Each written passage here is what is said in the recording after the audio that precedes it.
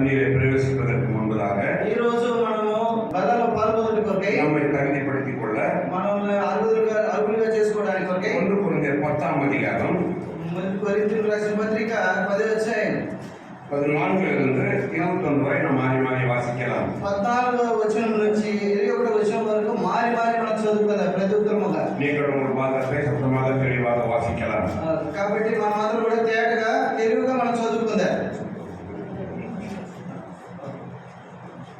வாசிக்கலாம். చదువుకుందాం. 1 கொரிந்தியர் 10 14 21. எனக்கு ஆதலால் என்று பிரியமானவர்களே, விக்கிரகாராதனைக்கு விலகி ஓடுங்கள். நான் சொல்லுறதை நீங்கள் நிதானித்து பாருங்கள். நாம் ஆசீர்வதிக்கிற ஆசீர்வாதத்தின் பாத்திரம் கிறிஸ்துவனுடைய ரத்தத்தின் ஐக்கியமாக இருக்கிறது அல்லவா? நாம் பிற்கிற அப்பம் கிறிஸ்துவனுடைய சரி ஐக்கியமாக இருக்கிறது அல்லவா? அந்த ஒரே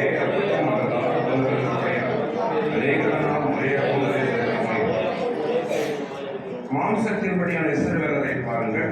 வரிகளை புசிக்கிறவர்கள் பலிபீடத்தோடு ஐக்கியமாக இருக்கிறார்கள் அல்லவா?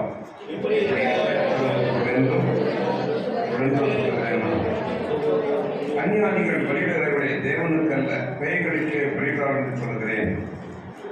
நீங்கள் பேய்களோடு ஐக்கியமாக மனதில்லை.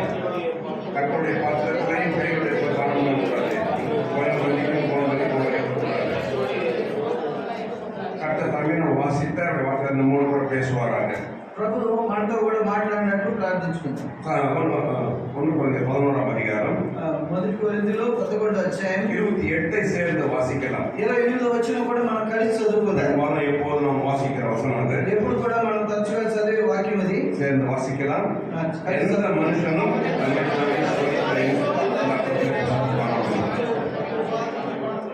இந்த வருடத்துல ஆண்டவர் சபைக்காக கொடுத்த 3 வாக்குத்தத்தங்களில் 2வது வாக்குத்தத்தம் என்ன? ఈ యొక్క సంవత్సరంలో సంఘానికి ఇచ్చిన వాగ్దానంలో 3 వాగ్దానములలో 2వ వాగ్దానం ఏంటి? சேர்ந்து வாசிக்கலாம். 1 சாமுவேல் 30ஆம் அதிகாரம் 30వ అధ్యాయం 19వ వచనத்தை சேர்ந்து வாசிக்கலாம். 19వ వచనాన్ని అందరం కలిసి చదువుకుందాం. அவர்கள் கொள்ளையாடி கொண்டு போன எல்லாவற்றிலும் சிறியதிலும் பெரியதிலும் திருப்பிக் கொண்டார். கர்த்தர் தாமே நாம் வாசித்த அந்த நாளில் நாம் தகுதியாய் பங்கு பெறும் பேசுவாராக. కాబట్టి మనము చదువుకున్న వాక్య భాగంలో పాత్రలమై మనము బలాల పాల్గొనడానికి ప్రభు మనకు సహాయపడును గాక. దావీదు எல்லாவற்றையும் திருப்பிக் கொண்டான் என்று நாம் வாசித்தோம். దావీదు సమస్తాన్ని పొందిన మనం చదువుతున్నాం. அவர் என்னத்தை திருப்பி கொண்டார் எல்லாத்தையும்? ఆయన ఏమి తిరగా పొందాడు? அது முதல் கேள்வி என்ன? దానికి ముందున వర్తమానం ఏంటి? మనసులో వస్తుంది. మనకి ఏం వస్తుంది? என்ன வைக்கணும் தான் முதல்ல. ఏం పెట్టుకొని ఉన్నాడు అతను? இன்னைக்கு சொல்றீங்க லாஸ் ஆயிடுச்சுன்றீங்க. నష్టం అయిపోయింది అని చెప్తున్నారు. కంప్లైంట్ పోలీస్ స్టేషన్ல. పోలీస్ స్టేషన్ వెళ్ళి కంప్లైంట్ ఇస్తున్నారు. என்ன சொல்றாரு? ఏం చెప్తున్నారు? திருடு போயிடுச்சுங்க. దొంగతనం పోయింది. நேரா போலீஸ் వాళ్ళు கேக்குறாరా இல்லையா? పోలీస్ స్టేషన్ అడుగుతారా లేదా? என்ன திருடு போச்சு? ఏమి దొంగతనం పోయింది? బీరువాలో என்ன வச்சிருந்த? బీరువాలో ఏం పెట్టున్నావు? ஜுவல்ஸ் எவ்வளவு வச்சிருந்த? జువెల్స్ బంగారం ఎంత పెట్టుకొని ఉన్నావు? சொன்னதானே நம்ம కంప్లైంట్ பண்ணி కేసులు பண்ண முடியும். కాబట్టి మనం చెప్పినప్పుడే వాళ్ళు దాన్ని అండర్లైన్ చేసుకొని వాళ్ళు వెతుకుతారు. அப்ப தாவீது சொல்றாரு எல்லாவற்றையும் திருப்பி கொண்டான். అక్కడ గ్రంథంలో ఏం చెప్తుంది? సమస్తాన్ని దావీదు పొందాను. రికవర్డ్ ఆల్ అని சொல்றான். అన్నిటిని కూడా తిరగా పొందాను. அவர் என்ன வச்சிருந்து விட்டார்? అది ఏం పెట్టుకొని అతను పోగొట్టుకున్నాడు. ఏదో வச்சிருந்து నష్టమైంది. ఏదో పెట్టుకొని ఉన్నాడు, అందులో నష్టమైపోయింది. அது அப்புறம் போனதெல்லாம் வந்துச்சு அவருக்கு. కాబట్టి కోల్పోయినంత కూడా మళ్ళీ తిప్పుకున్నాడు. இதை நம்ம தெளிவாக புரிந்து கொண்டாதான் మనం దీన్ని తేటగా అర్థం చేసుకున్నప్పుడే நம்முடைய வாழ்க்கையில இன்றைக்கு இயேசு கிறிஸ்து எப்படி நாமும் எல்லாவற்றையும் திருப்பிக் கொள்ள உதவி செய்ய வல்லவராயிருக்கோம் பார்க்கிறோம். కాబట్టి క్రీస్తు మనం పోగొట్టుకున్నది కోల్పోయింది అన్నిటిని కూడా తిప్పుకోవడానికి ప్రభు మనకు సహాయపడతాడు. அதுக்கு முதல் கேள்வி என்னவா இருக்கும்? ముందు మాట ఏముంటుంది? தாவீது என்னத்தை வாங்கினார்? முதல்ல మొట్టమొదట దేవుని దగ్గర ఏమైతే దావీదు పొంది ఉన్నాడు. ஆண்டவருடைய வார்த்தை ரொம்ப தெளிவாக இருக்கிறது. తెలివిగా తేటగా రాయబడి ఉన్నది. அவர் யாரா இருந்தாரு? ఆయన ఎవరుగా ఉన్నాడు? இல்லையா? அவருக்கு என்ன வந்தது? முதல்ல ఆయనకు మొట్టమొదటిగా ఏం వచ్చింది? என்ன ఆశీర్వాదத்தை వాங்கிనారు? ఏం ఆశీర్వాదం దేవుని దగ్గర పొందాడు? அதனால அவருக்கு எவ்வளவு బ్లెస్సింగ్ வந்தது? ఆయనకి ఎంత ఆశీర్వాదం కలిగి ఉన్నాడు? எத்தனை வீடு இருந்தது? ఎన్ని ఇల్లులు ఉన్నాయి? இப்ப திடீர்னு எல்லாத்தையும் விட்டாரு. అన్నిటిని కూడా కోల్పోయినాడు. ஆனா கடைசியில எல்லாத்தையும் திருப்பினார். అన్ని కూడా కలిసి ఆఖరిగా ఆయన పొందాడు. மூணு கேள்வி நம்ம தியானம் பண்ணோம்னா ఈ 3 విషయాలు మనం ధ్యానించుకున్నట్లయితే இன்னைக்கும் நமக்கு அதே அனுபவம் தான். ఇప్పుడు మనకి ఆయనకున్న ఏ అనుభవమో అదే అనుభవం మనకు కలిగి தாவீது யாருன்னு பார்க்கணுமா? దావీదు ఎవరు మొట్టమొదటిగా చూద్దారా? ஒன்று சாமுவேல் మొదటి 16 அதிகாரம் 16 అధ్యాయానికి తిప్పుకుందారు. இல்லையா? அப்ப நம்ம தெளிவாக பார்க்கிறோம். అప్పుడు మనం తేటగా చూడొచ్చు. அதுக்கு முன்பதாக தாவீதுக்கு முன்பதாக இஸ்ரவேலின் ராஜாவாய் இருந்தவர் யார்? దావీదుకు ముందుగా ఇశ్రాయేలుకి రాజుగా ఉన్న అతను ఎవరు? சவுல். நமக்கு தெரியும். సౌలు అని మనం అందరం కూడా ఎరుగుదాం. சவுல் தேவனுக்கு கீழ்ப்படியல. సౌలు అయితే దేవుడికి లోబడలేదు. நிறைய பேர் செய்தி கேட்டிருப்போம், வாசித்திருப்போம். మనం అనేక విషయాలు మనం వింటున్నాం. கர்த்தருக்கு கீழ்ப்படியாதனால கர்த்தர் அவரை ராஜாவாக இராதபடி தள்ளிட்டார். కాబట్టి అతను లోబడిన పక్షాన సౌలుని రాజుగా ఉండకున్నట్లు తోసివేశాడు. இப்போ மறுபடியும் ஒரு ராஜா வேணும்னு ஆண்டவர் தேடி இருக்கிறார். కాబట్టి ఇంకొక రాజు కావాలని దేవుడు వెతుకుతూ ఉన్నాడు. சாமுவேல் ஆயத்தமா இருக்கிறாரு. సాముయేలు అయితే ఆయుధం ఉన్నాడు. அப்ப சாமுவேல் கூப்பிட்டு சொல்றாரு, సాముయేలుని పిలిచి చెప్తున్నాడు, ஆண்டவர் நீ பெத்லகேமுக்கு போனி, బెత్లెహేముకు పోను. அங்க போனா ஈசாயின் குமாரர்களில் ஒருவனை நீ வந்து அபிஷேகம் பண்ண. ఈసాయి కుమారులలో ఒకరిని అభిషేకించాలి. నువ్వు யாரும் பேர் சொல்லல, పేరు చెప్పలా. இல்லையா? நீ அங்க போ, நான் சொல்றேன்ற. వాడికి వెళ్ళు, నేను చెప్తా. சரி, சாமுவேல் தீர்க்கதரிசியாகிய சாமுவேல் பெத்லகேமுக்கு போய் காத்திருக்கார். ప్రవక్త అయిన సాముయేలు దేవుని కొరకు సిద్ధంగా ఉన్నాడు. మాట ஈசாயை கூப்பிட்டு, ఈసాయిని పిలుస్తున్నాడు, பிள்ளைங்கள வர சொல்லு, నీ పిల్లలను రమ్మను, ஒவ்வொருத்தராக நிக்க சொல்லு, వచ్చి నా ముందుకు నిలబడమని. ஆண்டவர் யார் அபிஷேகம் பண்ண சொல்றாரோ நான் பண்றேன். ఎవరినైతే అభిషేకం చేయమని దేవుడు సెలవిస్తున్నాడో అతన్ని నేను అభిషేకం చేస్తాను అంటున్నాడు. ஈசாய் அவர் முதல் பையனிலிருந்து 7 பேர் வரைக்கும் ஒவ்வொருத்தர் அனுப்புறாரு. మొట్టమొదటి కుమారుడి నుంచి అతనికి 7 కుమారులు ఉంటే 7 మందిని ఆయన వరుసగా నిలబెడుతున్నాడు. முதல் பையனோட வாட்டஞ்சாட்டமா இருக்கிறான். చూడటానికి వాళ్ళైతే దృఢగాత్రం ఉంటున్నారు. பர்சனாலிட்டி பக்காவா இருக்கு. వాళ్ళ పర్సనాలిటీ బాగుంది. இவர ராஜாவை போட்டா கரெக்டா இருக்கும். ఇతను సూపుకి ఇతను రాజుగా నియమిస్తే బాగుంటది అనుకుంటున్నారు. யுத்தத்தை நடத்தணுமே, యుద్ధాన్ని జరిపించాలిగా, మిలిటరీ కమాండరా இருக்கணுமே, వాళ్ళందరికీ కూడా ఆయన ఒక ఆజ్ఞాపించే వ్యక్తిగా ఉండాలి. பிசிக்கல் ஃபிட்னஸ் கரெக்டா இருக்கு. కాబట్టి అతను చూడటానికి బాగా అందంగా రాజుకున్న అవసరాలన్నీ అతని దగ్గర కనబడుతున్నాయి. சாமுவேல் யோசித்தாரு, సాముయేలు అనుకుంటున్నాడు, இவர் தான் இருக்கணும்னு கூப்பிடுறாரு. ఈయనే ఉంటాడు అనుకొని అతను భావించి పిలుస్తున్నాడు. ஆண்டவர் சொல்றாரு, நான் இவனை புறக்கணித்தேன். దేవుడు అంటున్నాడు, ఇతను నేను తోసివేసింది. நீ முகத்தை பாக்குற, నువ్వైతే మొహాన్ని చూస్తున్నావు. மனுஷன் முகத்தை பார்த்து இடம் போடுற மாதிரி நான் இடம் போட மாட்டேன். కాబట్టి మనుషులైతే మొహాన్ని చూసి వాళ్ళ యొక్క శరీర యొక్క బలమును చూసి హోదాను చూసి వాళ్ళు నిర్ణయిస్తాడు. నేను అట్లా చేయను. கர்த்தர் இருதயத்தை பார்க்கிறார். దేవుడైతే యెహోవా అయితే హృదయాన్ని చూస్తున్నాడు. எனக்கு இருதயம் மாற்றப்பட்ட ஒரு ஆள் வேணும். హృదయాన్ని మార్చబడిన ఒక వ్యక్తి కావాలి. தங்கள் வாழ்க்கை பரிசுத்தமாக்கப்பட்ட ஒரு ஆள் வேணும். వాళ్ళ జీవితాన్ని పరిశుద్ధపరచుకున్న ఒక వ్యక్తిని వెతుకుతున్నాడు. நான் கொடுக்க போகிற அபிஷேகத்தை பெற்றுக் கொடுக்கிற பாத்திரவான் ஒருத்தன் வேணும். నేను ఇచ్చే అభిషేకాన్ని పొందగలిగిన ఒక పాత్రాన్ని ఆయన వెతుకుతున్నాడు. சொல்லி எல்லாரையும் போன உடனே అందరూ పోయిన తర్వాత 7 பேர் போயிட்டாங்க.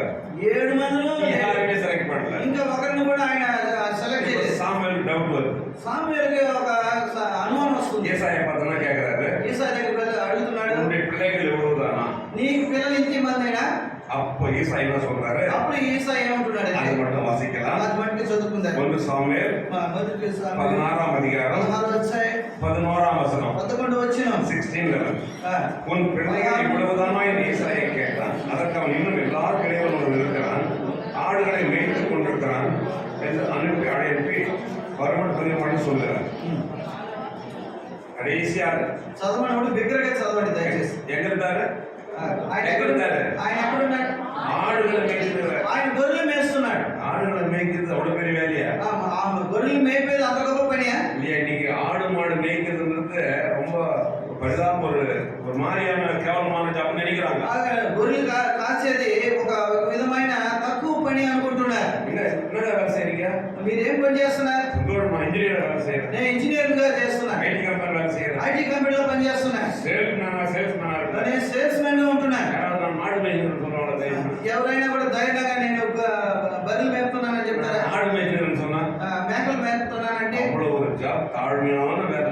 చూడబోతే ఆ పని ఎంతో తక్కువగా ఉంటుంది. దావీదు ఎక్కడున్నారు? அப்படிப்பட்ட ஒரு தாழ்மையான வேலை ஆடுகளை மேய்க்கிறது. మనుషుల రీతిగా తక్కువైన పనిగా ఆయన గొర్రెలు మేపే ఉద్యోగంలో అడుగులో ఉంటున్నారు. கர்த்தர் அவரை கூப்பிடுறாரு, ఆయన్ని పిలిపించమంటున్నారు. நீங்களும் நானும் அப்படிதான் இருந்தோம். మనం కూడా అట్లే ఉన్నాం. தாழ்ந்த இடத்துல இருந்தோம். మనం తక్కువగా ఉన్నాం. ஒன்றும் அறியாதவர்களா இருந்தோம். మనకి ఏం తెలియకుండా ఉంటున్నాం. அவர் தாவீதை அழைச்சாரு. దావీదుని పిలిచినట్లే ప్రభు మనల్ని పిలిచాడు. இப்போ அவன் வந்த உடனே ఆయన వచ్చిన తర్వాత அவர் சொல்றாரு, ஆண்டவர் சொல்றாரு, சாமுவேல் கையில் ஒரு அபிஷேகம் பண்ணு. ఇప్పుడు తండ్రి అయిన దేవుడు అంటున్నాడు, ఇప్పుడు వెళ్ళి దావీదును అభిషేకించు అంటున్నాడు. 13వ వాసికలామా 13వ వచనాన్ని చదువుకుందాం. 16వ అధ్యాయము 13వ వచనం. 13. அப்பொழுது சாமுவேல் தைலத்தை எடுத்து நடுவில் அபிஷேகம் பண்ணினார். அந்நாள் முதல் கொண்டு கர்த்தருடைய ஆவியானவர் தாவீது மேல் இறங்கியிருந்தார். சாமுவேல் போய்விட்டார். என்ன ஆண்டவர் செய்தாரு? தாவீது அபிஷேகம் பண்ணினார். దావీదును ఆ సమూయేలు అభిషేకించమని ఆజ్ఞాపించెను. அப்ப நம்ம எப்படி புரிஞ்சுக்கலாம்? మనం ఏమని తెలుసుకోవాలి? நம்முடைய భాషயில మన భాషలో அவனை ஆசீர்வதித்தார். ఆయన్ని ఆశీర్వదించెను. మనుషుని இந்த உலகத்துல ஆண்டவர் ஆசீர்வதிக்கணும்னா ఒక మనుషుణ్ణి ప్రభు ఆశీర్వదించాలంటే அவன் கூட யார் இருக்கணும்? ఆయన వల్లే ఎవరు ఉండాలి? ஆண்டவராக இயேசு கிறிஸ்து வந்தா மட்டும். ఆయనలో యేసుక్రీస్తు ఉన్నప్పుడే. அதாவது ஆவிக்குரிய ஆசீர்வாதத்தை எல்லாரும் கொடுக்குறார். ఆత్మీయమైన ఆశీర్వాదము దీవెనలు ప్రభు అనుగ్రహిస్తున్నాడు అందరికి. அதை தொடர்ந்து உலகத்துக்குரிய ஆசீர்வாதத்தை கொடுக்குறார். దాంతో ప్రకారము ఆ లోకరీత్యైన ఆశీర్వాదం కూడా సమృద్ధిగా అనుగ్రహిస్తున్నాడు. అనేక సంభవங்கள் நமக்கு தெரியும். అనేక విషయాలు మనకు తెలుసు. ஆபிரகாம் அழைச்சாரு. ఆబ్రహాముని పిలిచాడు. విగ్రహారాధనకారు. ఆయన ఒక విగ్రహారాధకుడు. இல்லையா? ஆண்டவர் அழைச்ச உடனே ఆయన్ని పిలుస్తుండగానే அவன் பாவங்களை மன்னித்தார். ఆయన పాపములను మొట్టమొదటిగా அவனை క్షమించాడు. பரிசுத்தவானாய் மாற்றினார். ఆయన పరిశుద్ధుడిగా ఆశీర్వదించాడు. தேவனுக்கு ஒரு சாட்சியாக நிறுத்தினார். ఆయనకి సాక్షిగా నిలబెట్టుకున్నాడు. எதுனாலயா? தாவீது ஆபிரகாம் வைத்துனாலயா? ఆబ్రహాం అంగీకరించాడా కదా? அவரை விசுவாசித்தார். ఆయన విశ్వసించాడు. அவனை ఆశీర్వదిத்தார். ఆయన ఆశీర్వదించాడు. முதலாவது ஆவிக்குரிய ஆசீர்வாதம். మొట్టమొదటిగా ఆత్మీయమైన ఆశీర్వాదం కలిగి ఉన్నాడు. ஆர்டர் எதுனா இருக்குது. మొట్టమొదటిగా దేవుని యొక్క ఆజ్ఞ కూడా అదే. రెండోది உலகத்துக்குரிய ஆசீர்வாதம் கொடுத்தாரா இல்லையா? లోకరీత్యైన ఆశీర్వాదం ఆబ్రహాంకి ఇచ్చాడా లేదా? எத்தனை வேலைக்காரங்க? 300 பேர். 300 మంది வேலைக்காரர் மட்டும். పని మనుషులు మాత్రం 3000 మంది இல்லையா? కదా? எவ்வளவு இருந்திருக்கும் அவர் சொத்து பாருங்க. అది చూడండి ఎంత ఆస్తిపరుడో. பூமி தாங்க முடியல. ఈ యొక్క భూమి దాన్ని తట్టుకోలేకపోయిందంట. ఫస్ట్ ఆర్డర్ అన్నా ఫస్ట్ ఆర్డర్ ఏంటి? స్పిరిచువల్ బ్లెస్సింగ్, ఆవికుల ఆశీర్వాదం. ఆత్మీయమైన ఆశీర్వాదములు కలిగి ఉన్నాడు. ஒருத்தன் ஆவிக்குரிய ஆசீர்வாதம் வாங்கிட்டாவே போதும். ఒక మనిషి తండ్రి యందు ఆత్మీయమైన ఆశీర్వాద దీవెనలు పొందుంటేనే గొప్ప. உலகத்துல எதுவுமே பயப்படுத்தாரு. దేని గురించి భయపడాల్సిన అక్కర్లేదు. உள்ள வந்துட்டாருன்னா ఆయన లోపల మన హృదయం లోపలికి వచ్చాడు. படிப்பை ஆசீர்வதிக்க முடியும். మన చదువును ఆయన ఆశీర్వదించాడు. வேலையை ஆசீர்வதிக்க మన முடியும். పనిని ఆశీర్వదించగలుగుతాడు. இல்லையா? சுகத்தை கொடுக்க முடியும். శరీరంలో సుఖం ఇస్తాడు. என்ன தேவை எல்லாம் ஒரு ஆள் ఈ கொடுக்கும். లోకరీతిగా ఏమి అవసరమో ప్రకృతిలో అవన్నీ కూడా ఇస్తాడు. என்ன முக்கியமானது? ఏమి అవసరమైంది? அவரு உள்ள இருக்கணும். ఆయన మన హృదయం లోపల ఉంటాడు. ஆசீர்வதிக்கிறவர். ఆయన ఆశీర్వదించేవాడు. தாவீது முதல்ல வந்துச்சு அது. ఆయనకి దావీదుకు వచ్చిందా? ஆண்டவருக்கு தாவீது ரொம்ப குயிக்கா பெரிய ஆயிட்டார். కాబట్టి దావీదు క్విక్ గా ఆయన పైకి వచ్చాడు. ஒரே வசனம் மட்டும் வாசிக்கலாம். ఇంకొక వచనం చదువుకుంటారు అందరూ కలిసి బిగ్గరగా. கர்த்தர் அவரை தெரிந்து கொண்டதுனால ఆయనని ఎప్పుడైతే ప్రభు తెలుసుకున్నాడో ஆடுகளை மேய்த்து கொண்டு ஒரு ஏழையாக தாழ்மையான இருந்த கர்த்தர் அழைத்து அவன் பாவங்களை மன்னித்து ఆశీర్వదించదనాల ఆయన్ని దావీదును పిలుచుకొని ఆయన్ని ఆశీర్వదించి ఆయన తెలుసుకున్న దాన్ని బట్టి ఎంత క్విక్ గా ఆయన పైకి వచ్చినాడో చూడండి. ஒண்ணு நடக்கும். మొదటి వృత్తాంతంలో சேர்ந்து 17ஆம் அதிகாரம் 17వ అధ్యాయం 7ஆம் வசனத்தை சேர்ந்து வாசி. 7, 8 వచనములు சேர்ந்து நீ என் தாசனாகி தாவீது கர்த்தர் என்ன ஜனமாக இஸ்ரவேலின் மேல் அதிபதியாக இருக்கும்படி ஆடுகளின் பின்னே நடந்து உன்னை ஆட்டு மந்தை எடுத்து நீ போன இடமெல்லாம் நான் உன்னோடு இருந்து உன் சத்துருக்களை முன்பாக நிர்மூலமாக்கி பூமியில் இருக்கிற பெரியோர்களின் ஒத்த நாமங்களுக்கு உண்டாக்கினேன். சரிதானா?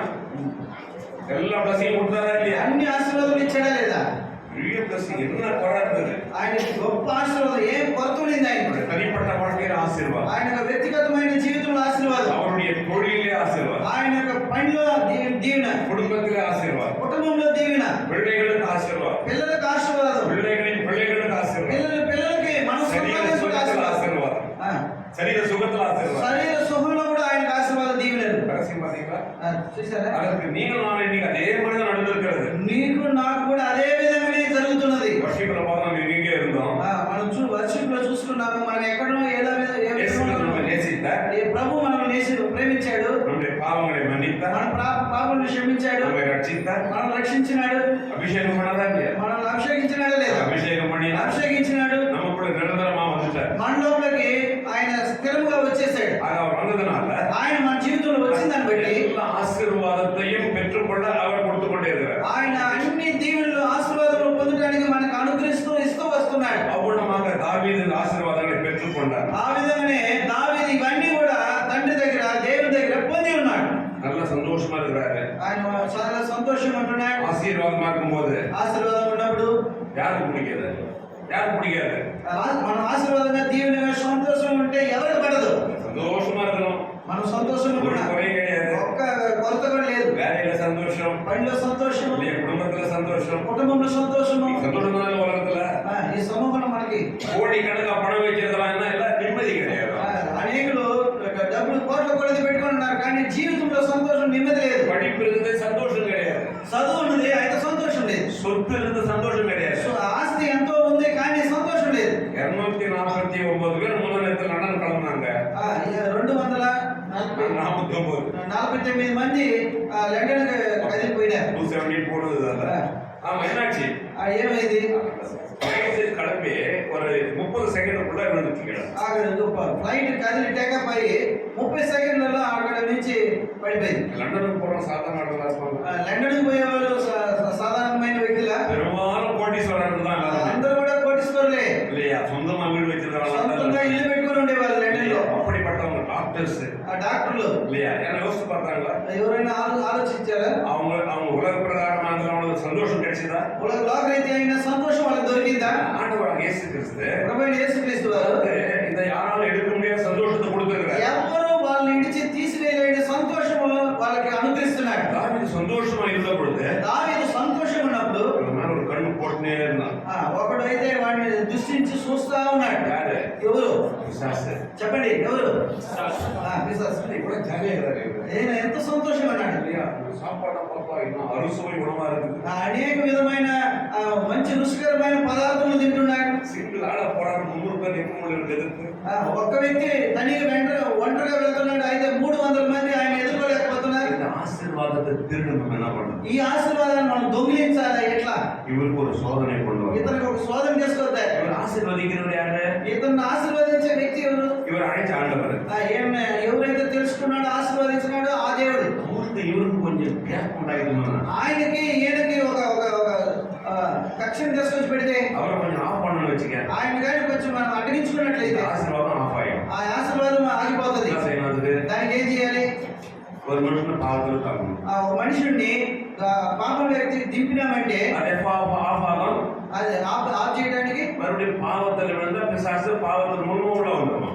పాపములో దిగిపోయినాడంటే పాపము ద్వారా సైతాను మన హృదయంలోకి వచ్చేస్తాడు. 24 மணி நேரமும் தேவனோடு கூட உறவாடி கொண்டிருக்கிற ஒரு தேவ மனுஷன் 24 గంటల సేపు కూడా దేవునితో అతను సంభాషిస్తున్న ఒక దేవుని మనుషుడు, அவர் அபிஷேகத்தை பெற்று சந்தோஷமா சமாதானமா ஜீவிக்கிற மனுஷன், అభిషేకమును పొంది సంతోషం సమాధానంతో దేవునితో జీవిస్తున్న దావీదు, பாவத்திலிருந்து பிரித்தெடுக்கப்பட்ட மனுஷன், పాపంలో నుంచి విభజించబడిన ఒక వ్యక్తి, உலகத்திலிருந்து பிரித்தெடுக்கப்பட்ட மனுஷன், లోకంలో నుంచి విభజించబడిన ఒక వ్యక్తి, பிசாசின் பிடியிலிருந்து விடுவிக்கப்பட்ட மனுஷன், సైతాను యొక్క పట్టులో నుంచి విడిపింపబడిన ఒక వ్యక్తి. யாராலையும் அந்த ஆசீர்வாதம் திருட முடியாது. ఆ ఆశీర్వాదం ఎవరు కూడా దొంగిలించలేరు.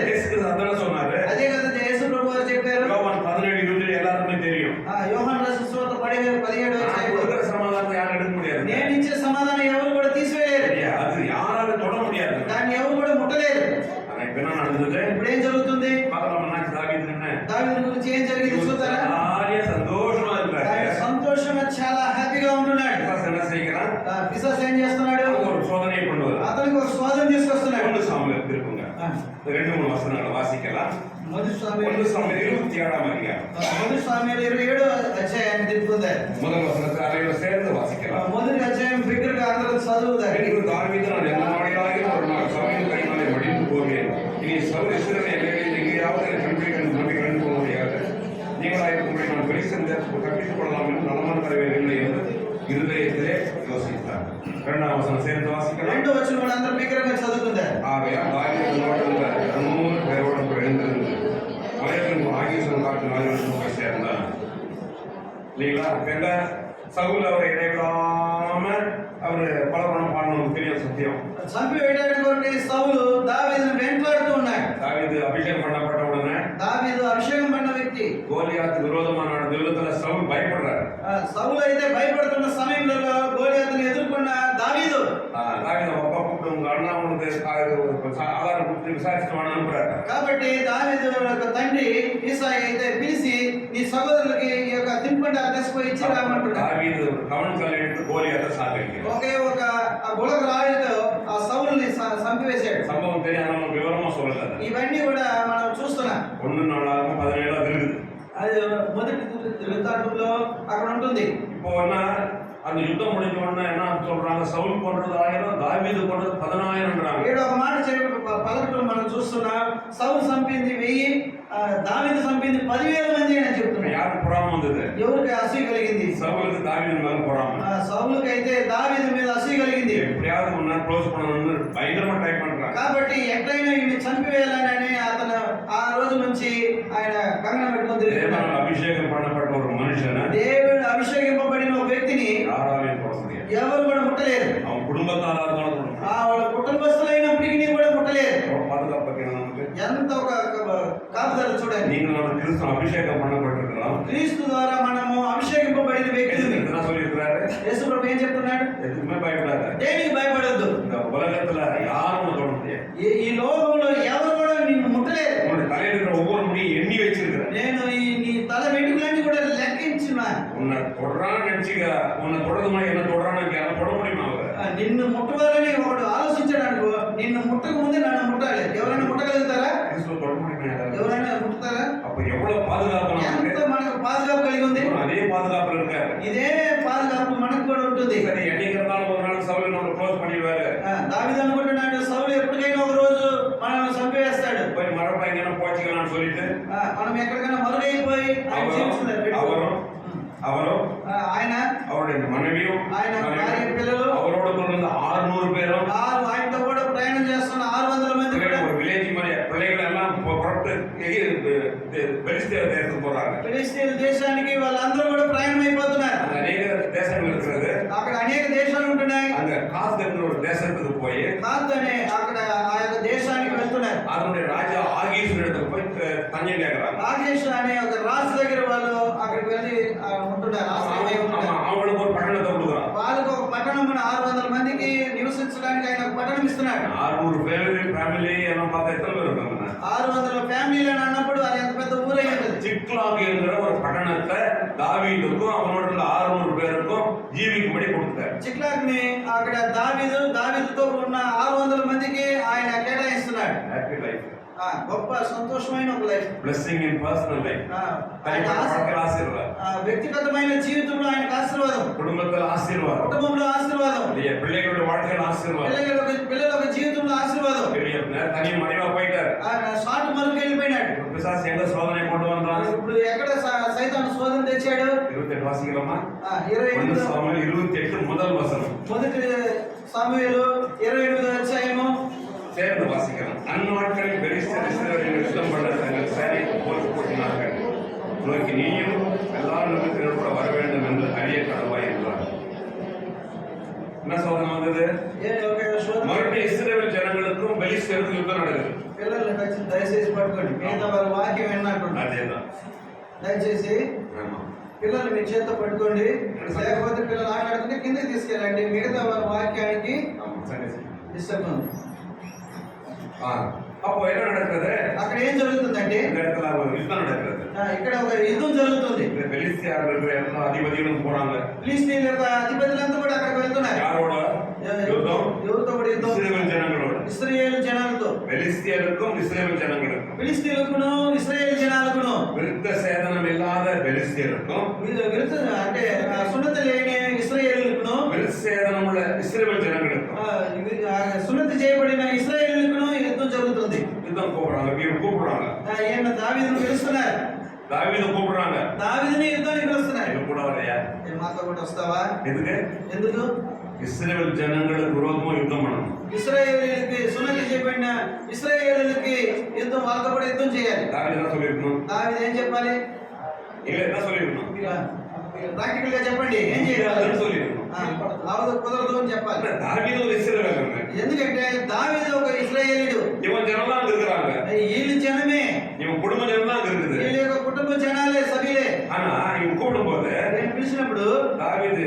உடனே வேணாம்னு சொல்லிடணும். ఎత్తుతున్నవనే అతను ఏం చెప్పాలంటే నేను రాను లేదా వద్దు అని చెప్పుంటారు. அவர் என்ன சொல்ற வாசிக்கலாமா? ఆయన ఏం చెప్తున్నాడు அடுத்த చూద్దారా? வசனம் வாசிக்கலாம். 2வது வசனம் 1:28-2. அடியான் செய்யப்போவது நிச்சயமாக எதிர்கொள்வீர் என்றார். இதற்காக இன்னொரு நீக்காலம் வைப்பேன் என்றார். பிரச்சனை வந்து பாத்தீங்களா, பிரமாணம் வந்தார சோதனைகள ఎంత గొప్ప సోదరుడు చూడండి. நம்ம வரணுன்றாரு. నేను కూడా వస్తా. என்னங்க இது எவ்வளவு யோசிக்கணும்ல?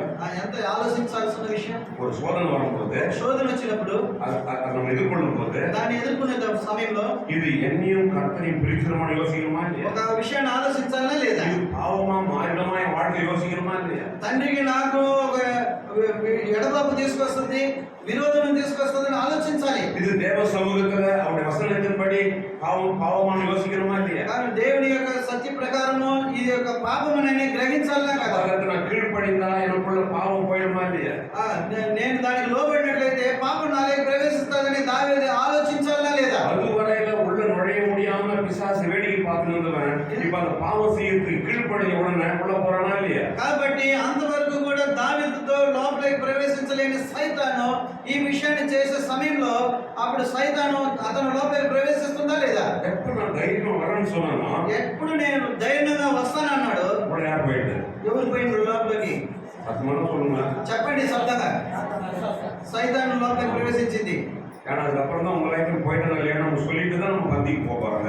కాబట్టి దీన్ని ధ్యానించేస్తే మనం బల్లాకి ప్రవేశించబోతున్నాం. இவங்க நம்மளோட தான் பேசுறாங்க. தாவீதை பத்தி இப்ப பேசுறது தாவீது மூலம் நம்மளால பேசுறாரு. దావీదుని గురించి ఇప్పుడు మాట్లాడి ఏం ప్రయోజనం లేదు, కానీ దావీదుని బట్టి మనతో మాట్లాడుతున్నాడు ప్రభు. இன்னைக்கு இந்த தாவீது வேற யாரும் இல்ல, சர்வகுணமான தாவீது. కాబట్టి దావీదు వేరెవరో కాదు, నేనే సామాన్యమైన నేనే ఆ యొక్క దావీదు. கரெக்ட் ட்ரான்ஸ்லேட் பண்றாரு.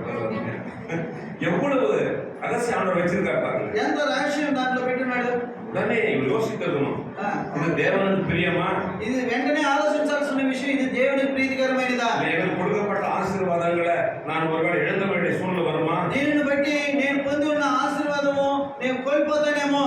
நாம் கூட அநேக நேரங்கள் என்ன செய்கிறோம், మనం కూడా అనేక సమయంలో ఆలోచిస్తాం. நமக்கு అనుదిన வாழ்க்கையில் இப்படி சோதனைகள் வரும் பொழுது మన అనుదిన జీవితంలో మనకు శోధనలు వచ్చినప్పుడు சில நேரங்களில் இதை யோசிக்காம செய்து விடுகிறோம். ఆలోచించకుండా దాని గురించి ఊహించకుండా మనం చేసేస్తున్నాం. தாவீது என்ன யோசிச்சிருப்பாரு? దావీదేమో ఊహించాడు, இத்தனை வருஷம் அந்த சவுலோட அடிபட்டு நம்ம தப்பினோம். ఇన్ని సంవత్సరములు సౌలుతో మనము తప్పించుకుంటూ అతని దగ్గర నుంచి చేతులు దూరం అవుతున్నాం. இப்ப அது கொஞ்சம் புடபடியோட நிம்மதியா இருக்கணும். ఇప్పుడే మనం కొంచెం క్షేమంగా కుటుంబంతో నెమ్మదిగా ఉంటున్నాం. இப்ப இவன் கூப்பிடுறான், கூட போகாம போயிட்டாரு, நம்ம என்ன ஆகுது அவங்க கதை? మనం కానీ పిలిచి పోకపోతే మన కథ ఏమైపోతుంది? சமரசம் செய்து கொள்கிறார். దాంట్లో కూడా ఐక్యపడుతున్నాడు. காம்ப்ரமைஸ், சமரசம் ரொம்ப டேஞ்சர். సున్నత లేని వారితో కూడా ఐక్యం కలుగుతున్నాడు. பாவம் செய்ய சோதனை வரும் பொழுது, పాపం చేసేకి అవకాశం దొరికి పాపం సమీపించినప్పుడు, சோதனைக்கு முன்பதாக நீங்க யோசிக்கும் பொழுது, ఆ యొక్క శోధనకు ముందుగా మనం ఆలోచించినప్పుడు அது தேவனுக்கு விரோதமானதா இருந்தா, అది దేవునికి వ్యతిరేకమైనది, வசனத்துக்கு விரோதமா இருந்தா, మన యొక్క వాక్యానికి వ్యతిరేకంగా ఉన్నట్లయితే, ரட்சிப்பின் ஜீவியத்துக்கு விரோதமா இருந்தா, మన యొక్క ఆత్మీయ జీవితానికి అది విరోధంగా ఉన్నట్లయితే நம்ம அதை விழுந்துட்டோம்னு అర్థం. మనం పడిపోయా, మనం అంతే ఇంకేరే లేదు. இப்ப இவ்வளவு நாளா வெளியே இருந்தோம் பிசாசு. ఎంత తంత్రంగా ఉంటున్నాడు కదా. இப்ப வந்தான் வெளியே, இவ்வளவு நாள் ட்ரை பண்ணோம் தாவிதான். అనేక దినముల నుంచి సైతాను లోపలికి ప్రవేశించాలని ఆయన ఎంతో ప్రయత్నం చేసినట్టు సైతాను அவனுடைய இருதயத்தின் கதவை அருமே திறந்தால் தாராளம் உள்ளவானா உள்ள போயிருப்பான். కాబట్టి అతను హృదయాన్ని తెరిచాడు, ధారాళంగా లోపలికి రమ్మని పిలిచాడు. కాబట్టి సైతాను లోపలికి ప్రవేశించింది. இப்ப உள்ள தருணாரு లోపల ఉన్న పరిశుద్ధాత్మ ఏమైంది? வெளியே போயிடல, సైలెంట్ ஆயிடுச்சு. బయటకు వెళ్ళిపోలేదు, కానీ లోపలనే ఆయన మౌనంగా అయిపోయినాడు. அவரு பாவத்தோடு கூட ஒர்க் பண்ண மாட்டாரு, அமைதியா இருப்பாரு. కాబట్టి పాపంతో కూడా ఇచ్చోడు కలిగి ఆయన పరిశుద్ధాత్మ పనిచేయడు, కానీ ఆయన మౌనం ఉండిపోతాడు. நம்ம பரிசுத்தாவில அபிஷேகம் பண்ணப்பட்டோம். మన పరిశుద్ధాత్మతో అభిషేకమైన వారు. சுத்தமா இருக்கிற வரைக்கும் அவர் ஃப்ரீயா நம்ம கூட பேசிட்டு இருக்கிறார். కాబట్టి పరిశుద్ధాత్మ మనలో ఉన్నంత వరకు, మనం పరిశుద్ధం ఉన్నంత వరకు పరిశుద్ధాత్మ మనలో పనిచేస్తుంది. நாம செய்யற ஜெபம் கேட்டுட்டே இருக்கிறார். మనం చేసే ప్రార్థనలు ఆలకిస్తున్నాడు. வேலை வேணும் வேலை கொடுக்குறாரு. పని కావాలన్నప్పుడు పనిస్తున్నాడు. சம்பளம் போடுறோம்னா கத்துறது அதிகமா கூட்டி கொடுக்குறாரு. మనకి జీతం చాలేదన్నప్పుడు జీతం ఇంకా అధికరిస్తున్నాడు. ப்ரொமோஷன் கொடுக்குறாரு. ప్రమోషన్ కొరకై ప్రార్థిస్తే ప్రమోషన్ దొరుకుతుంది. அவர் சொல்றாரு, நீ எதை கேட்டா நான் கொடுக்குறேன், அதுக்காக தான் நம்ம தெரிஞ்சுக்கணும் ப்ராமிஸ் பண்ணிட்டாரு. ఆయన చెప్పాడు, నువ్వు ఏదైతే కోరుకుంటావో అది నేను సమృద్ధిగా ఇస్తానన్నాడు. అదే ఆయన చేసేస్తున్నాడు. அதெல்லாம் எனக்கு என் லைஃப்ல செஞ்சாரு, அதனால தைரியமா சொல்ல முடியும். కాబట్టి ఆ సగటుడి జీవితంలో, నా జీవితంలో కూడా దేవుడు చేశాడు. కాబట్టి ధైర్యం பாவம் வரும் சோதனை வரும்போது விழுந்து விடுகிறோமோ, ఎప్పుడైతే పాపం అనే శోధన మనకు వచ్చినప్పుడు అందులో పడిపోతున్నామో, மேற்கொண்டு தொடர்ந்து எனக்கு கூட கிரீசியாகவே அமைதியா இருக்கிறார். కాబట్టి ఆయన మనతో కూడా తరచుగా పని చేయకుండా మౌనమైపోతున్నాడు పరిశుద్ధాత్మ. దావీదుకుள்ள పోన ఉடனே దావీదు సైతం లోపలికి వెళ్ళిపోతుంది. ఆఫ్ అయిపోయారు. పరిశుద్ధాత్మ మౌనమైపోయింది. అభిషేకం இருக்குது, ஆனா కొరక வேலை செய்யல. అయితే అభిషేకం ఉంటుంది కానీ పరిశుద్ధాత్మ హృదయంలో పని చేయటం లేదు. யாருக்கு ஆக்டிவா இருக்குது? ఎవరు అతను యాక్టివ్ ఉంటున్నది? ఎవరు? విశ్వాస యాక్టివా. విశ్వాస యాక్టివ్ గా ఉంటుంది హృదయంలో. కుటుంబాల్లో తడుతూనే ఉన్నాం. పరిశుద్ధాత్మ ఇచ్చేదంతా కూడా సైతాను లోపల ఉంటుకొని అడ్డుగిస్తుంది. అదన இப்படிப்பட்ட நேரத்துல ఇటువంటి సమయంలో அவன் என்ன செஞ்சான் பாருங்க. దావీదు ఏం చేస్తున్నాడు చూడండి. உடனே இங்க நடந்துருக்குது. ఈ విషయాలు ఇక్కడ జరుగుతుంటున్నాయి. இவர் கையில இருந்த அபிஷேகத்தை விட்டாரு. చేతిలో ఉన్న పరిశుద్ధాత్మ అభిషేకమును వదిలిపెట్టాడు. இவர் சாதாரண ஆளு. ఈయన ఒక సాధారణ వ్యక్తి இல்லையா? ஒரே ஒரு ஆள் எதிர்த்து நிற்க முடியாது. ఒక్క మనుషుడు వ్యక్తిగతంగా నిలబడలేడు. என்ன நடந்தது? అయితే ఏం జరిగింది? 1 మొదటి సమూయేలు 30 అధ్యాయం முதல் வசனத்தை சேர்ந்து మొదటి வாசிக்கலாம். వచనం అందరూ కలిసి చదువుకోవాలి బిగ్గరగా. தாவீது மனுஷன் 3ஆம் நாளிலே சிக்லாகு வந்து சேர்ந்ததற்கு அமலேக்கிய தென்புற சீமையிலே இருந்து சிக்லாகு கொள்ளையடித்து சுட்டெரித்து 2ஆம் வசனம் அதிலிருந்து ஸ்திரீகளையும் பெரியவர்களையும் ஒருவரை கொண்டு போடாமல் பிடித்துக் கொண்டு வழியில் போய்விட்டார்கள். அவன் மேலே கட்டனா இல்லையா? సైతాను అక్కడ పని నడిపించడా లేదా? எங்க? ఎక్కడ? சிக்லாகுல. చిక్లాగ్లో. யாருக்கு சிக்லாகுல? చిక్లాగ్లో ఎవరు ఉన్నది చెప్పండి.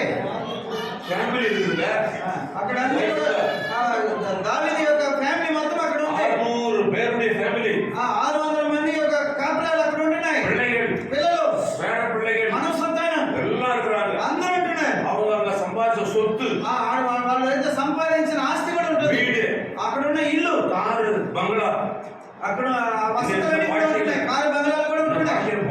ఈ రోజులలో మనం అర్థం చేసుకునే విధంగా చెప్పబడుతుంది. எல்லாம் இருக்கிறது. అన్ని ఉంటున్నాయి. என்ன பண்ண விசாரிச்சு సైతం ఏం చేస్తున్నాడు? అమెరికర్ வந்து మురి అడిచి అన్నిటిలో వచ్చి వాటిని అన్నిటిని కూడా దోచుకున్నాడు. சுட்டெரித்து போட்டார்கள். అక్కడ ఉన్న ఆస్తులంతా కూడా కాల్చివేశారు. இவன் போராடுற ஆண்டு இறக்கப்படணும் பண்றாரு. அவங்கள சொல்லி திருப்பி அடிக்கல. தாவீது கூட போராடுறான். அவன் கூட ஆண்டவர் பரிதாபப்பட்டு మరి పోనదాం వంశపరం కథ ముందుదంటే அவன் மன திரும்பத்தாக அவங்கள வச்சு விரட்டி அடிக்கிறார். కాబట్టి అక్కడ దావీదు పోవాలా అటని అనుకున్న సమయంలో వాళ్ళతో కూడా వెళ్ళాలనుకున్నప్పుడు దేవుడే అటగించి నువ్వు పోవద్దు అని అటగిస్తున్నాడు. టైం లేదు కాబట్టి త్వరగా పోతున్నాడు. సమయాన్ని ముగించాలని మీరు చెప్పున్నా భయంతో మాట్లాడుతున్నాడు. ఆழமான సత్యం లోతైన సత్యము ఎప్పుడు ఆழமாக பேசிக்கணும். అంతా కూడా లోతుగా మాట్లాడుతున్నాడు ప్రభు. திரும்பி அது பாக்குறாங்க. తిరిగి వచ్చి చూసినప్పుడు அவங்களுக்கு ஒருத்தன் சொல்றான், వాళ్ళలో ఒకడు చెప్తున్నాడు, தெரியாதா அவங்க இவனை போய் கூட்டினாரங்க? தாவீது யாருன்னு தெரியாதா? దావీదు ఎవరో మీకు తెలీదా? இவனை போய் கூட கூட்டினாரா? నేను పోయి తీసుకొస్తున్నావు. நைஸா போட்டவே வந்து நம்ம சேம் சைடு போல் அடிச்சா என்ன பண்ணுவ? మనతో కూడా ఉండుకొని మనతో కూడా మన వాళ్ళకే సేమ్ సైడ్ పోల్ మన పక్కన ఉండే మనకు ద్రోహం చేశాడంటే ఏం చేయాలి? அவங்க வந்த உடனே அவங்க போய் சேர்ந்து தீப்பினாங்க. நம்மள என்ன பண்ணணும் தெரியாது. వాళ్ళతో కూడా కలుసుకొని మన పక్క తిప్పుకున్నాడంటే మన పరిస్థితి ఏంటి అని అడుగుతున్నాడు. அந்த ஆகிஷ் கூட போன మన రాజాను తిట్టాడు. ఆగిష్ అనే రాజుతో కూడా ఉన్న వాళ్ళని తిడుతున్నాడు. இந்த தாவீதை பத்தி தான் பாடினாங்க. சவுல் கொண்டதாயிரம், தாவீது கொண்டது 10,000 గోలియాత్ సావాడు అన్నమాట. ఈ దావీదే గోలియాతును అర్థం చేసిన వాడు ఇతని గురించే కదా.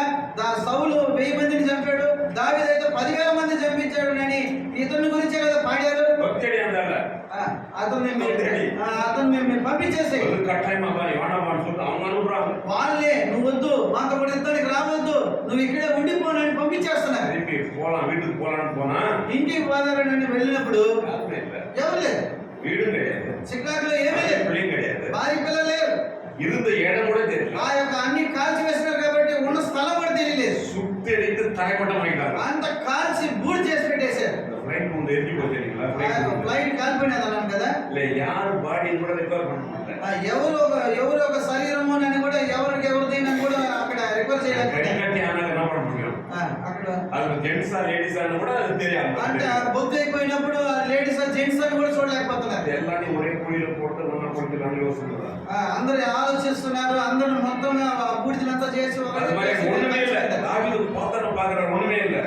చిక్లాగ్లో దావీదు వెళ్ళి చూసినప్పుడు అక్కడ ఏమీ లేదు. யாரన్నా அழாம முடியுமா? ఎవరైనా ఏడకుండా ఉండగలుగుతారా? நம்ம திடீர்னு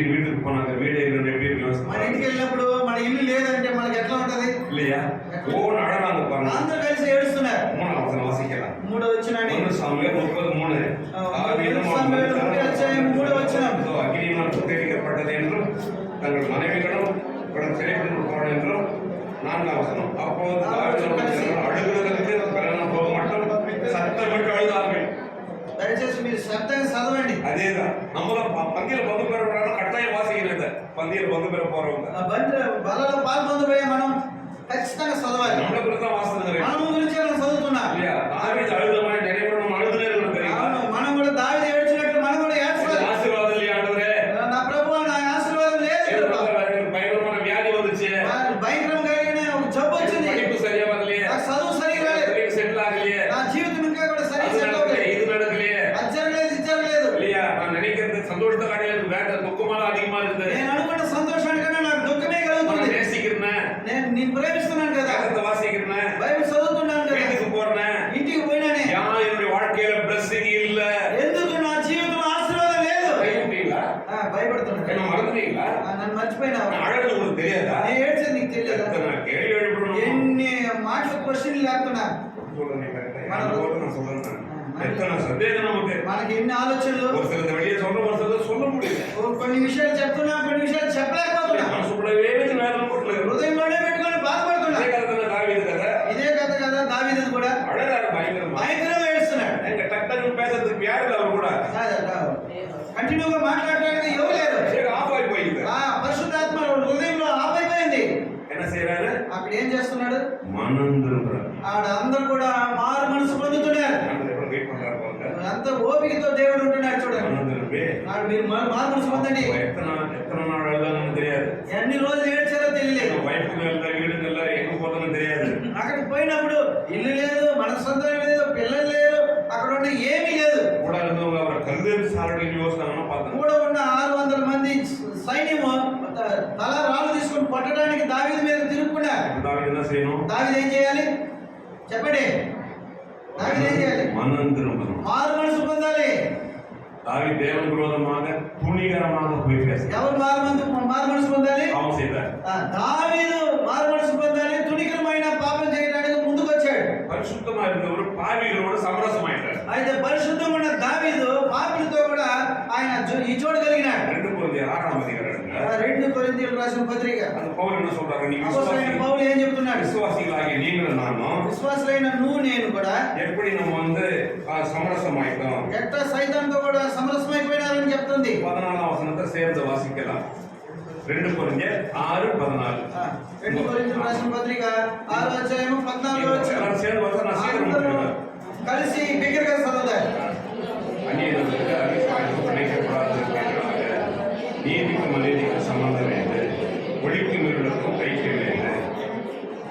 బాగా నోరు తెరిచి చదవండి, ఇప్పుడైనా చదవండి. 18 வரைக்கும் வீட்டில் வாசித்து வர 18 வரைக்கும் 18 వచ్చిన వరకు మీరు అందరూ அந்நியர்களோட అవిశ్వాసిகளோட అన్యులతో కూడా అవిశ్వాసంతో మనకి ఈ జోడి ఏది? இருளோடு கூட చీకటితో కూడా பேலியாளாகிய பிசாசோடு கூட విశ్వాసతో కూడా விக்கிரகாராதனையோடு கூட ఇతర ఆరాధకులతో కూడా இல்ல ரட்சிக்கப்படாத ஜனங்களோடு கூட రక్షింపబడిన జనాలతో కూడా பல வழிகளில் நாம் என்ன செய்யணும்? அவங்களோட சமரசம் செய்து మనం కూడా కొన్ని సమయాల్లో వాళ్ళతో కూడా చేయగలుగుతున్నాం.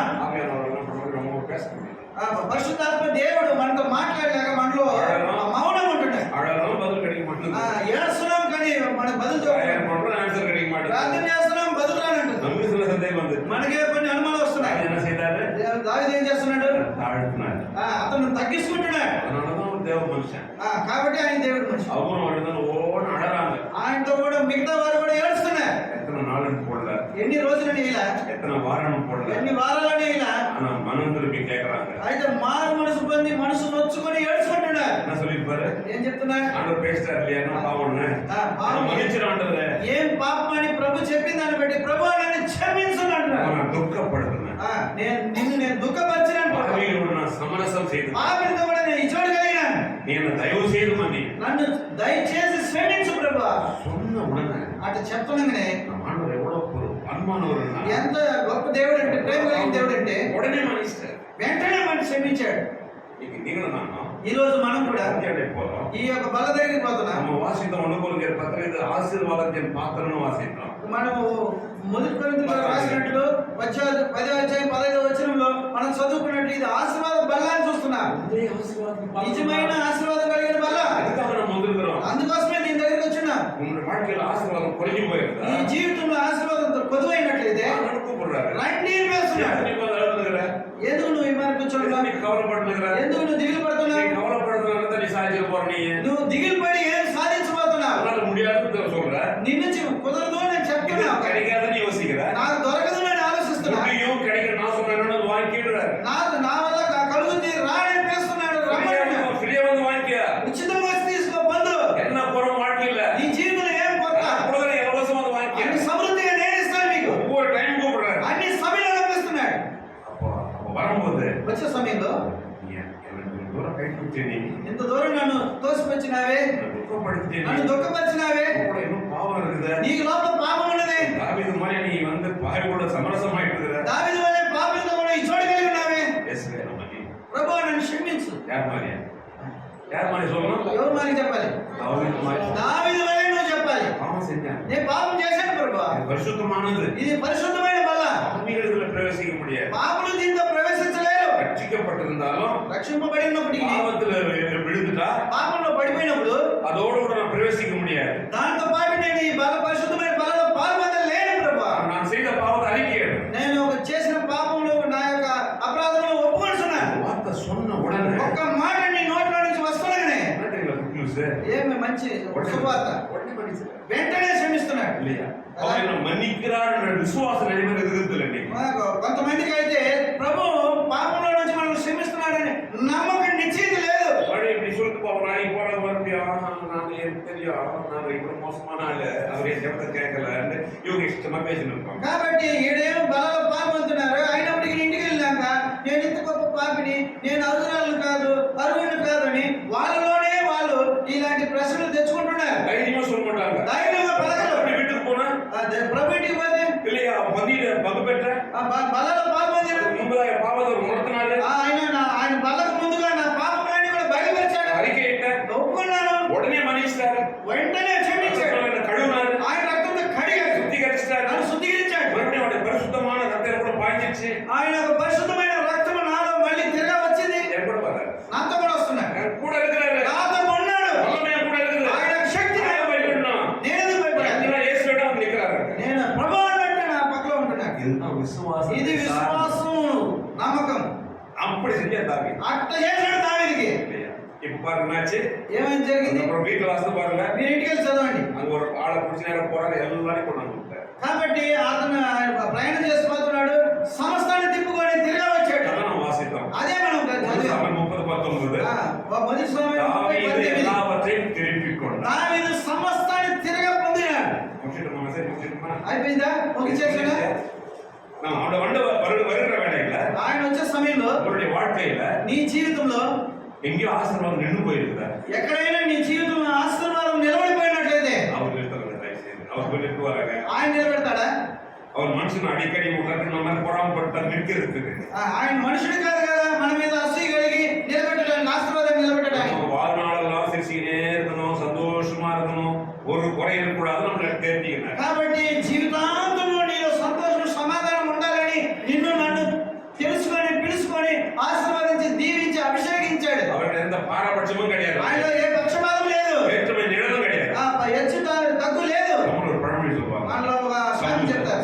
సామెతలో தெலுங்கு தெரியாது, ఉందో తెలియదా? உப்பு தினம்னா தண்ணி குடிக்கணும். ఉప్పు తినవాడు నీళ్ళు తాగాలి. புரிச்சுங்களா? ఇప్పుడు అర్థమైందా? யாரு தவறு செஞ்சு ఎవరైతే పాపం చేస్తారో வந்து వాళ్ళు దేవుడి దగ్గరికి వచ్చి தவறு செஞ்சாங்க, ప్రభువా నేను పాపం చేస్తే வாழ்க்கை ரொம்ப சரியில்லை, నీకు ముందుగా నా జీవితం సరిలేదు ప్రభువా. சுத்தமான கல்வாரி நதி ஓடுகிற ரத்தம், ఇది శుద్ధమైన కల్వారి రక్తం ఇది. நான் அதை பரிசுத்த காத்து கொள்ளாதனால இந்த ஆசீர்வாதம்லாம் இழந்துட்டேன். కాబట్టి పరిశుద్ధంగా నేను నా జీవితాన్ని కాపాడుకోలేదు దాన్ని బట్టి దీన్ని నేను కోల్పోయినాను. அப்புறம் ஆராய்ந்து பார்க்கும் பொழுது మనం పరిశీలించుకున్నప్పుడు மனசாட்சி சொல்லுது, మనకు మనసాక్షి చెప్తుంది, ஆமாங்க நீ அப்படிதான் இருக்க, అవును కదా నువ్వు అట్లే ఉన్నావు కదా అని మనతో మాట్లాడుతుంది. ஃப்ரெண்ட்ஷிப் யார் தெரியும், எப்படி నీ యొక్క స్నేహితుడు ఎవరితో ఉంది? ரகசியமா என்னென்னலாம் நீ செய்த, రహస్యంగా మరుగుగా నువ్వు ఎంత పాపం చేస్తుంటావు. யார் பேசுது? ఎవరు మాట్లాడేది? மனசாட்சி பேசுங்க. మనసాక్షి పరిశుద్ధ ఆత్మ మాట్లాడుతున్నాడు. நான் செய்த உலகம் மறைச்சிடலாம், నేను చేసే పాపం మీకు ముందుగా అయితే మరుగు చేస్తాను. மனுஷன் செய்யற பாவத்தை மறைக்கணும் என்ன சொல்லி கொடுக்கணுமா? మనుషులు చేసే పాపాలు మరుగు చేసుకోవడానికి చెప్పి అలా ఏమి அது தானா வருது, అది తానాగా మన లోపలికి தேவ వస్తుంది. சமூகத்துக்கு வரும்